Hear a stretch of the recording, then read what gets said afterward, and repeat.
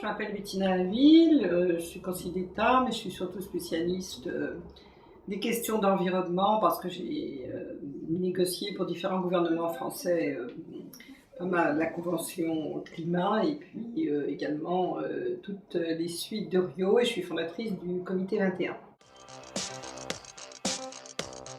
Je pense que c'est une initiative extrêmement intéressante parce que les fondateurs ont compris un peu avant tout le monde que même dans un domaine extrêmement réglementé comme les transports, le mouvement aujourd'hui général était d'une part d'avoir des engagements et de les tenir, parce qu'aujourd'hui les entreprises qui ne tiennent pas leurs engagements de plus en plus risquent de réputation absolument épouvantable, et on voit bien d'ailleurs que avoir des normes très précises, je ne voudrais pas citer l'affaire Volkswagen, mais la contrainte n'est pas toujours respectée pour des motifs évidemment de fraude, mais également des motifs techniques de possibilité.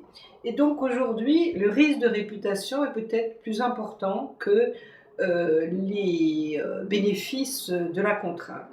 Deuxièmement, le reporting est aujourd'hui évidemment quelque chose qui est demandé à toutes les entreprises, en tout cas beaucoup en Europe et peu à peu, à mon avis, dans l'ensemble des pays du Nord, et il y a des pays du Sud qui regardent ça avec grand intérêt. Et le reporting, évidemment, sur les transports est tout à fait intéressant parce qu'on peut avoir un index général des performances. Et je crois que c'est vraiment la voie d'avenir dans un secteur qui a beaucoup de peine à contenir ses émissions de CO2.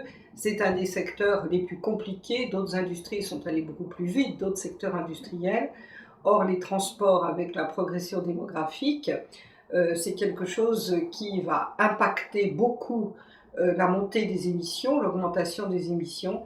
Et il faut absolument utiliser tous les leviers nécessaires pour que nous puissions arrêter le trop-plein d'émissions émis par les transports sans renoncer à ce qui est évidemment un apanage de la liberté, c'est-à-dire la mobilité.